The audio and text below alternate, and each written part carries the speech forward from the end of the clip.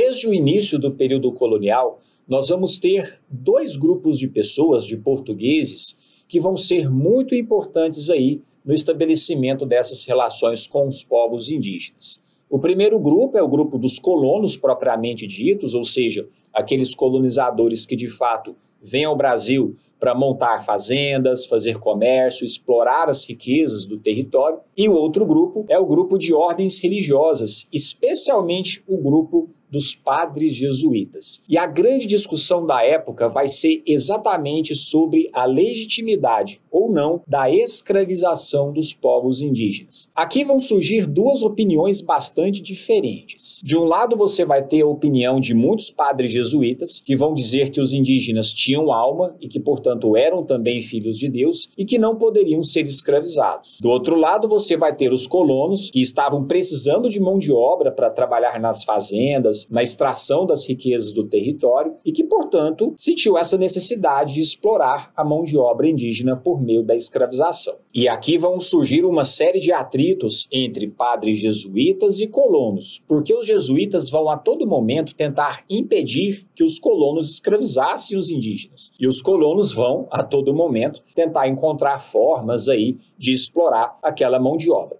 O que os padres jesuítas começam a fazer nesse contexto? Bem, a gente sabe que nós estamos falando aqui do final do século XV, início do século XVI, século XVII, um momento em que a Europa passava pela reforma protestante e, portanto, a Igreja Católica dá início a um processo de evangelização, de catequização de povos localizados em outras partes do mundo. Como a fé católica está perdendo espaço na Europa, é por isso que pessoas ligadas à Igreja Católica sentem essa necessidade de levar a fé católica para outras regiões do planeta. E os padres jesuítas acabam aproveitando o processo de colonização da América para tentar trazer a fé católica para os indígenas que viviam aqui. No primeiro momento, os jesuítas, o que eles fazem? Eles começam a viajar pelo interior do território para tentar chegar nas regiões habitadas pelos povos indígenas. Mas com o passar do tempo, isso se revelou muito difícil. As distâncias eram grandes, o acesso a certas regiões era difícil. E aí, com o passar dos anos, os jesuítas mudaram de estratégia. O que eles passaram a fazer? Ao invés do jesuíta ir até a comunidade indígena, os jesuítas começaram a organizar espécie de aldeamentos, as chamadas missões jesuíticas, que eram regiões administradas pelos padres jesuítas, nas quais eles buscavam atrair indígenas, trazer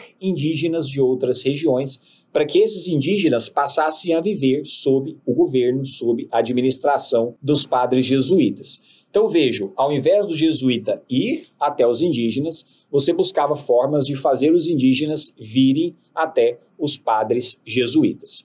O entendimento dos jesuítas é que, se os indígenas vivessem dentro dessas missões, dentro desses aldeamentos, esses indígenas estariam protegidos de serem escravizados pelos colonos. Mas não vão pensando aí que as relações entre os padres jesuítas e os indígenas eram extremamente tranquilas, não. Como os jesuítas tinham interesse de fazer os indígenas adotarem a fé católica, muitas vezes você tinha atritos entre os indígenas e os padres, porque os indígenas nem sempre aceitavam se converter facilmente. Além disso, nessas missões, os padres jesuítas organizavam ali uma série de trabalhos que deveriam ser executados pelos indígenas. Ou seja, pessoal, na prática, os jesuítas exploravam a mão de obra dos indígenas dentro dos aldeamentos. E dentro desse processo começa a acontecer uma coisa muito interessante, que vai ser o surgimento de uma série de classificações que vão ser feitas para os povos indígenas. A primeira delas vai ser a classificação de índios de repartição, como vocês estão vendo aqui no slide. Esses índios de repartição eram exatamente os indígenas que estavam vivendo nos aldeamentos dos padres jesuítas, trabalhando para os padres jesuítas, ou até mesmo sendo emprestados, vamos dizer assim, para executar trabalhos para os colonos ou para as autoridades coloniais. Só que aqui tinha um detalhe: os índios de repartição eram remunerados pelo seu trabalho, embora as condições de trabalho dos índios de repartição nem sempre fossem boas. Uma outra classificação vai ser o conceito de índios de resgate, como vocês estão vendo aqui no slide. Lembre-se, pessoal, que os povos indígenas que viviam no Brasil eram povos muito diversos, eram povos de culturas diferentes, línguas diferentes, religiões diferentes, hábitos diferentes, costumes diferentes. E muitos grupos indígenas eram inimigos, eram rivais uns dos outros. O que os portugueses começaram a fazer dentro desse contexto? Eles começaram a se aproveitar dessa rivalidade que existia entre os diferentes povos indígenas. Então, quando um grupo indígena entrava em guerra com o outro e derrotava o outro, muitas vezes o que acontecia? O grupo vencedor aprisionava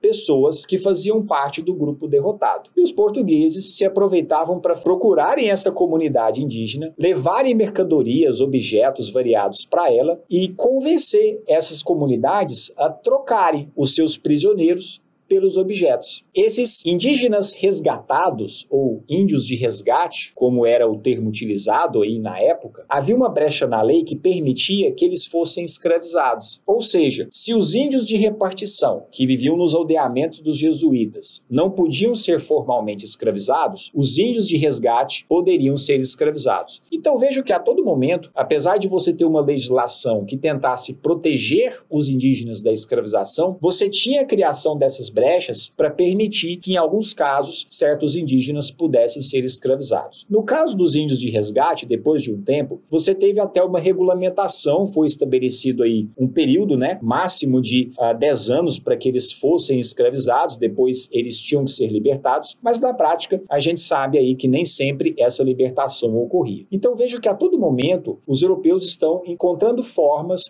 de explorar a mão de obra indígena. E claro, como eu disse, sempre dentro de uma perspectiva de conflito, de disputa entre padres jesuítas de um lado e colonos do outro. Porque, na verdade, pessoal, esses dois grupos, tanto os padres quanto os colonos, ambos estavam interessados em dominar, controlar os povos indígenas. Cada um à sua maneira, é verdade. Os padres numa perspectiva mais religiosa, vamos dizer assim, de tentar fazer com que os indígenas aderissem à fé cristã, e os colonos numa perspectiva mais econômica, realmente no sentido de explorar aquela mão de obra para extrair dela o máximo lucro que fosse possível. Embora os dois grupos, jesuítas e colonos, tivessem interesses financeiros ali. O auge dessa rivalidade, desses conflitos entre jesuítas e colonos, vai se dar no século XVII. Por quê? Porque no século XVII, depois de muita pressão aí das ordens religiosas, dos padres jesuítas, a legislação da coroa portuguesa em relação aos indígenas vai mudar mais uma vez. E aqui nós vamos ter uma medida muito dura adotada naquele momento, que foi a proibição, pela lei, de toda e qualquer escravização dos povos indígenas.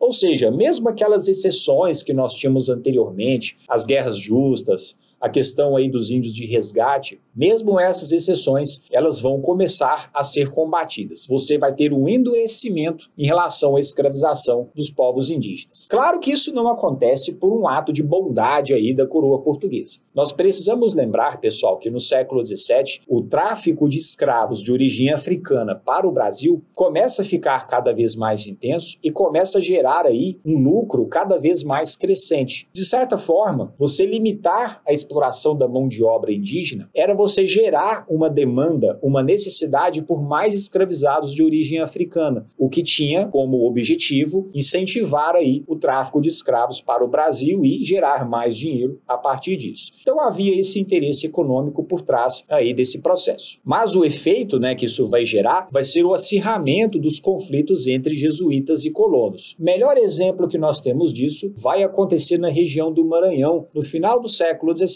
quando fazendeiros do Maranhão entram em conflito com os padres jesuítas pelo direito de explorar a mão de obra indígena que existia naquela região. Esse conflito fica conhecido como a Revolta de Beckman. Beckman era o sobrenome de um dos fazendeiros que se envolveram aí nesse conflito com os padres jesuítas. Aliás, os revoltosos chegaram a expulsar os padres jesuítas do Maranhão nessa época por conta da disputa aí pela exploração da mão de obra indígena. O processo de colonização da América, como foi o caso aí do processo de colonização do Brasil pelos portugueses, foi marcado por muitas violências, portanto, em relação aos povos indígenas. E aqui vocês devem estar se perguntando, professor, qual que era a reação dos povos indígenas? Como que os indígenas lidavam com os colonos, com os padres jesuítas? Os indígenas ficavam simplesmente assistindo ao seu próprio genocídio, à exploração da sua própria mão de obra, sem reagir, sem resistir, sem lutar contra esse processo? É lógico lógico que os indígenas não ficaram completamente passivos, né, pessoal? Durante todo o período colonial, nós tivemos uma série de revoltas, uma série de guerras realizadas pelos povos indígenas para tentar se defender dos invasores, dos colonizadores europeus. Aqui no slide, inclusive, nós temos 3 exemplos, né, desse tipo de conflitos. A Guerra de Orobó, que ocorreu no século XVIII, na região do atual Espírito Santo. As guerras no São Francisco, região do Rio São Francisco, aí, que marcaram muito o século XVII. E também a revolta de Ajuricaba, que ocorreu no século XVIII, na região do atual estado do Amazonas. Esses exemplos aqui são apenas alguns. Nós temos vários outros exemplos de conflitos, de revoltas, realizadas pelos povos indígenas que tentavam expulsar os colonizadores europeus. Então percebam, pessoal, que os indígenas não foram simplesmente vítimas passivas daquele processo. Muito pelo contrário, eles tentavam lutar contra a presença do invasor, a presença do colonizador, em defesa da sua própria liberdade, da sua própria cultura. Agora, lógico, nem sempre os indígenas tinham aí as condições materiais necessárias para conseguir expulsar os europeus de fato, mas pelo menos eles tentavam resistir das maneiras como era possível. E quando a gente fala dessas resistências indígenas, a gente precisa entender que elas ocorriam não apenas por meio de revoltas e guerras. Existe uma historiadora brasileira chamada Maria Regina Celestino de Almeida, citada aqui nesse slide que vocês estão vendo na tela, que tem uma série de pesquisas, de estudos, livros, artigos publicados, onde ela analisa exatamente a diversidade de resistências, de formas de resistência indígena durante o período colonial. O que a professora Maria Regina vai dizer aí nas suas pesquisas, nos seus estudos? Ela vai observar que os indígenas tinham diferentes estratégias para lidar com os invasores, com os colonizadores europeus. Às vezes você tinha a realização de revoltas, mas outras vezes você tinha também o estabelecimento de negociações, de acordos, porque nem sempre os indígenas tinham a possibilidade de reagir por meio da guerra à presença do invasor. Então, em alguns casos, era mais prático para os indígenas tentar entrar em algum tipo de acordo com os europeus. E aqui nós vamos ter também uma estratégia muito interessante de resistência, que era a apropriação cultural. Em alguns casos, o que os indígenas buscavam fazer? Eles buscavam adotar certos elementos da cultura do colonizador, do europeu, do português, mas não porque eles entendiam que aquela cultura era melhor, era superior. Não, era apenas uma estratégia de sobrevivência. Eu já explico. Lembre-se que os europeus tinham interesse em fazer os indígenas desistirem, abandonarem as suas culturas originais, nativas, e passassem a adotar a cultura do colonizador. Exemplo, a linguagem escrita. Muitos dos povos indígenas, inclusive os que viviam aqui no Brasil, não praticavam a escrita. Então, o que às vezes os colonizadores tentavam fazer? Eles tentavam ensinar os indígenas a ler e a escrever. Aprender a leitura, a língua portuguesa, era entendido pelos colonizadores como algo importante. Por quê? Porque isso poderia dar aos indígenas a possibilidade de ler a Bíblia. Os jesuítas, por exemplo, tinham muito interesse nisso, já que os jesuítas queriam convencer os indígenas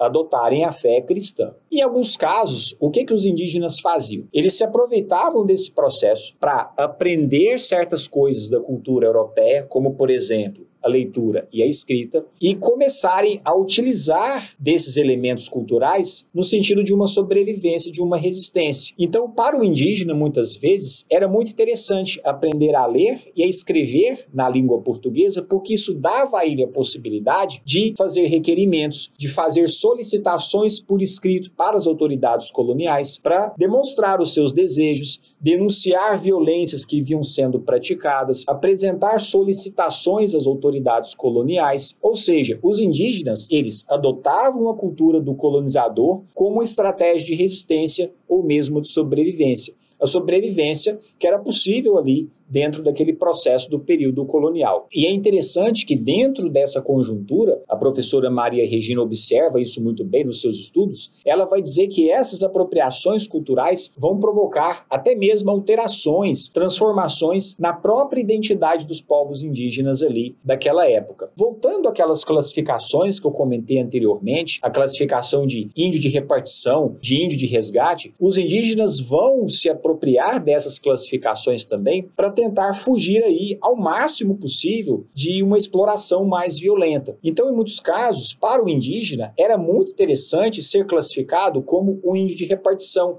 de aldeamento, porque nesses casos ele poderia ficar mais protegido da escravização por parte dos colonos por conta desse conceito. Então percebo que os indígenas não foram simples vítimas passivas daquele processo, mas eles buscavam reagir, resistir, utilizando aí as mais diferentes estratégias. Caminhando já para o final do período colonial, nós já estamos falando aqui de meados do século XVIII, uma grande mudança começa a ocorrer lá no continente europeu, que são aí as ideias do iluminismo que vão começar cada vez mais a ganhar espaço. Por que isso é importante? Isso é importante, pessoal, por quê? Porque desde o período medieval, a Igreja Católica era muito influente dentro da Europa. Tanto que os padres jesuítas tiveram aí toda a influência no período colonial, como nós comentamos até aqui. Só que com as ideias do iluminismo, o que acontece? A Igreja Católica começa a perder pouco a pouco a sua influência junto aos governos europeus. No caso de Portugal, isso vai ser muito visível durante o período aí em que Portugal teve o governo do primeiro-ministro Marquês de Pombal, que era um sujeito muito ligado às ideias do iluminismo. E o Marquês de Pombal, justamente por ser ligado a essas ideias, que defendiam aí a razão como mecanismo para se explicar as coisas e não mais a doutrina religiosa, a fé, o que o Marquês de Pombal vai fazer aí em meados do século XVIII? Ele vai tentar afastar a influência que as ordens religiosas, que a igreja tinha junto aos povos indígenas. É aqui que vai ser criado um Diretório dos Índios, como vocês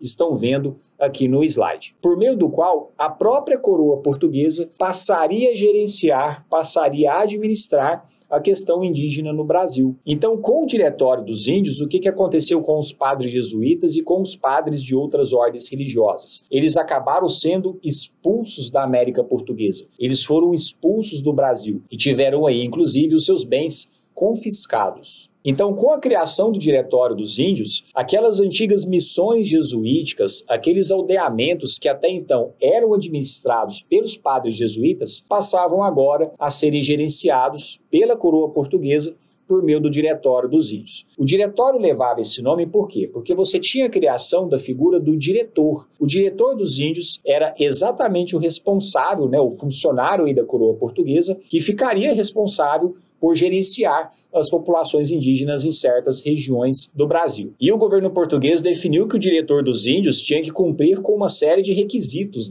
Um desses requisitos, inclusive, era saber a língua dos indígenas. Afinal, para gerenciar aí a questão indígena, era preciso que o diretor conseguisse se comunicar com aquelas populações. Aqui, portanto, nós temos a seguinte postura por parte do governo português. A ideia vai ser, de fato, transformar os antigos aldeamentos, as antigas missões jesuíticas em vilas, como se os indígenas agora, de fato, passassem a ser realmente cidadãos do Império Português. Mas não vão pensando vocês que isso aí garantiria de imediato uma série de benefícios ou uma série de direitos aos povos indígenas, não. Muito pelo contrário. Embora os indígenas passassem a ser entendidos praticamente como cidadãos do Império Português, eles continuavam sendo vistos como pessoas de segunda categoria, como pessoas aí culturalmente inferiores aos europeus. E isso vai ser muito importante não só nessa fase final do período colonial, mas mesmo depois, no século XIX, no século XX. Por quê? Porque ao longo do tempo, pessoal, os povos indígenas vão ser vistos constantemente da seguinte forma. Eles vão ser vistos como pessoas que podem ser assimiladas pelo governo, pelas autoridades, desde que eles abandonem a sua cultura nativa, a sua cultura original. Ou seja, a ideia aqui vai ser fazer com que o indígena passe a, de fato, adotar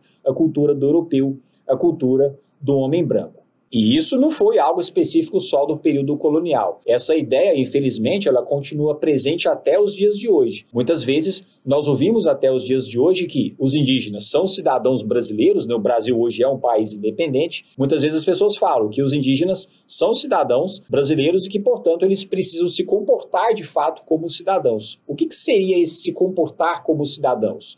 se comportar aí de acordo com os costumes do homem branco. Ou seja, não há um respeito, não há uma valorização de fato da cultura dos povos indígenas. Lógico que mais recentemente essa realidade ela vem sendo transformada, né? Você tem aí uma série de campanhas em defesa da valorização da cultura indígena, mas infelizmente nós ainda continuamos aí com essa tendência de ver a cultura indígena como inferior, que é uma tendência que vem desde o período colonial. Nesse período, inclusive, o final do período colonial, o Diretório dos Índios vai, inclusive, estabelecer a criação de escolas públicas para ensinar os costumes da Europa para as populações indígenas e também ensinar os indígenas aí a trabalharem de acordo, né, com os padrões europeus. A ideia principal aqui é exatamente a ideia de civilizar os povos indígenas, de trazer os povos indígenas para a civilização, já que o entendimento na época era de que os indígenas eram povos selvagens, bárbaros. O Diretório dos Índios vai existir até o finalzinho do século XVIII e aí no século XIX nós vamos ter uma grande mudança que vai ser a vinda da família real portuguesa para o Brasil, que vai trazer mais efeitos e mais consequências para a vida dos povos indígenas que viviam aqui. Mas esse vai ser assunto para um outro vídeo. E é isso, pessoal. Espero que vocês tenham gostado do vídeo. Se gostou, já aproveita, deixa o like. Também se inscreva no canal, caso você ainda não seja inscrito ou inscrita, e compartilhe o vídeo para a gente levar esse conteúdo para mais pessoas. Vou ficando por aqui. Vejo vocês no próximo vídeo. Abraço.